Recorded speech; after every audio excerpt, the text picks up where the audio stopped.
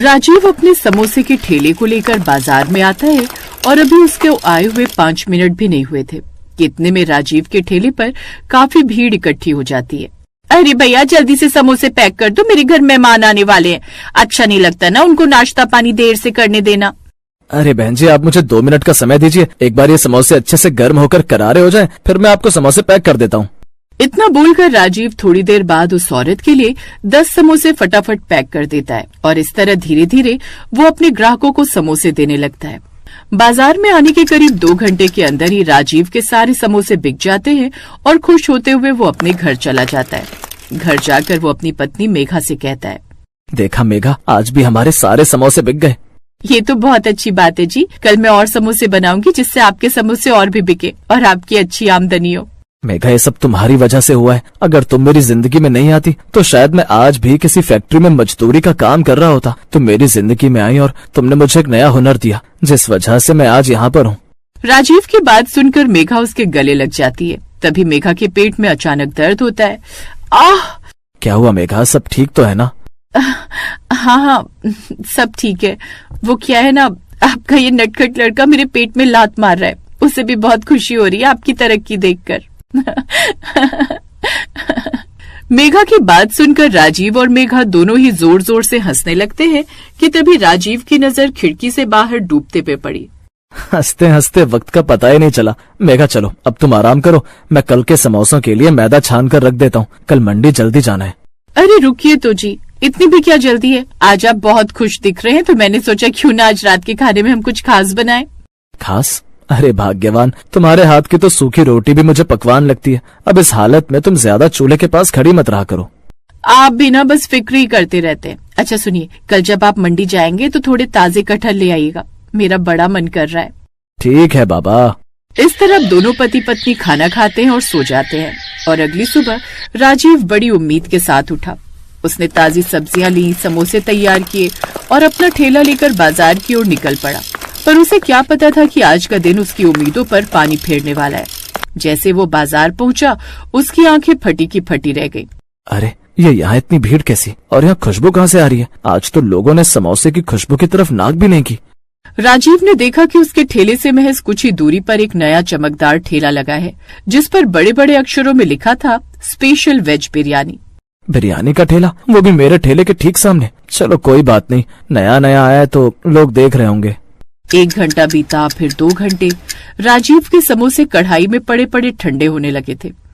लोग आते, बिरयानी वाले के पास लंबी लाइन लगाते और प्लेट भर भर कर बिरयानी खाते, लेकिन राजीव की तरफ कोई झांकता तक नहीं। तभी राजीव का एक पुराना ग्राहक जो रोज उससे 4 समोसे लेता था वहां से गुजरा और तभी राजीव उसे रोकते हुए कहता है, अरे मिश्रा जी राम राम, आज क्या बात है, दुकान की तरफ कदम नहीं बढ़े? समोसे एकदम गर्म और करारे हैं। अरे राजीव भाई राम राम, सच बताऊं तो आज समोसे का मन नहीं है। वो देखो सामने क्या बिरयानी खिला रहा है वो लड़का, पूरा बाजार वहीं टूट पड़ा है। मैंने भी एक प्लेट खाई, भाई साहब स्वाद ही अलग है।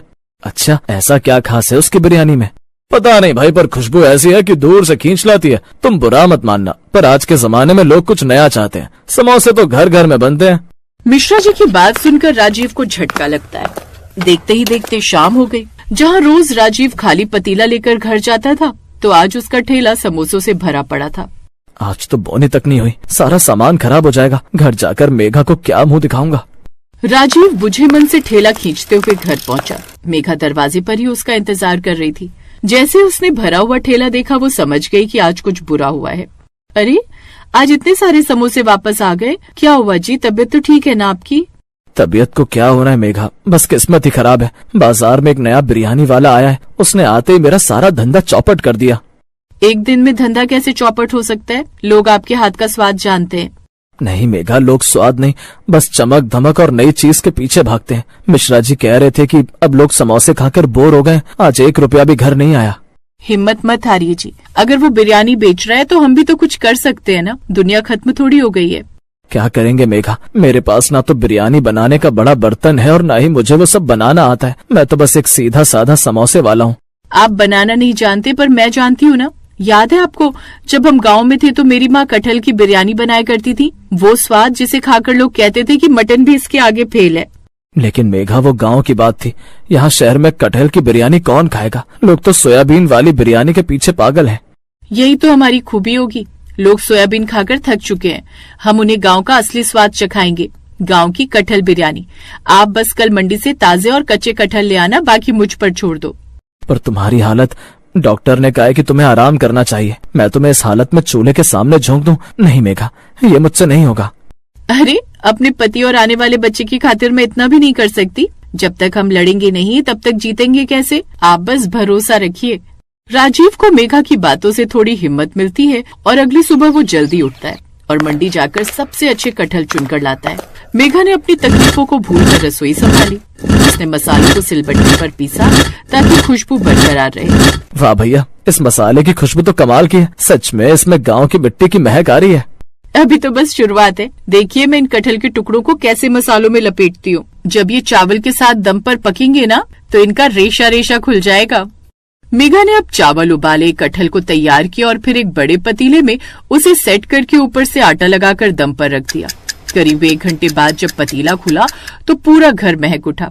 मेघा, ये तो बहुत लाजवाब दिख रही है, पर एक बात बताओ, हम इसे बेचेंगे कैसे? लोग तो उस बिरयानी वाले के पास जा रहे हैं। आप एक काम करना, आज समोसे कम ले जाना और बिरयानी का ये पतीला सामने रखना। लोगों को पहले थोड़ा थोड़ा चखने के लिए देना। जब वो स्वाद चखेंगे तो अपने आप खींचे चले आएंगे। मेघा की बात सुनकर राजीव उसकी बात से सहमत हो जाता है और अब राजीव ने वैसा ही किया। वो बाजार पहुंचा और उस बिरयानी वाले के पास फिर से वही भीड़ देखी। राजीव ने अपना पतीला खोला जिसकी खुशबू हवा में घुलने लगी। पास से गुजर रही वही औरत जो हमेशा समोसे लेती थी वो रुकी और, अरे भैया, आज क्या कोई नई चीज लाए हो? खुशबू तो बड़ी अच्छी है। बहन जी, ये मेरी पत्नी के हाथ की बनाई गई गांव की कटहल बिरयानी है। आज आप समोसे मत लीजिए, बस ये 1 चम्मच चक्कर देखिए। राजीव ने एक छोटी प्लेट में उसे बिरयानी दी। जैसे ही औरत ने पहला निवाला खाया, उसके चेहरे के भाव बदल गए। अरे, ये तो बहुत ही मुलायम है। कटहल है क्या? स्वाद तो एकदम असली मसालों का है। वो सामने वाला तो सिर्फ मिर्च खिला रहा है। असली बिरयानी तो ये है। भैया, मेरे लिए फुल प्लेट पैक कर दो। उस औरत को खाते देख और खुशबू सूंघकर जो भीड़ सामने वाले ठेले पर खड़ी थी, वो धीरे धीरे राजीव की तरफ मुड़ने लगी। ओ भाई, ये कटहल बिरयानी है क्या? मैंने सुना है बड़ी मुश्किल से मिलती है, मुझे भी खाव देना। अरे मुझे भी दो भाई, खुशबू तो बड़ी मस्त है। देखते ही देखते राजीव के ठेले पर मेला लग गया। जो लोग सोयाबीन वाली बिरयानी खा रहे थे, उन्हें कटहल का ये स्वाद इतना पसंद आया कि वो सामने वाले को भूल गए। 1 घंटे के अंदर पतीला खाली हो गया और राजीव ये देख खुश होकर अपने मन ही मन में कहता है, मेघा, तुमने सच कहा था, हुनर और मेहनत कभी खाली नहीं जाती। इस तरह राजीव और उसकी पत्नी की मेहनत रंग लाती है और उसकी गांव वाली कटहल बिरयानी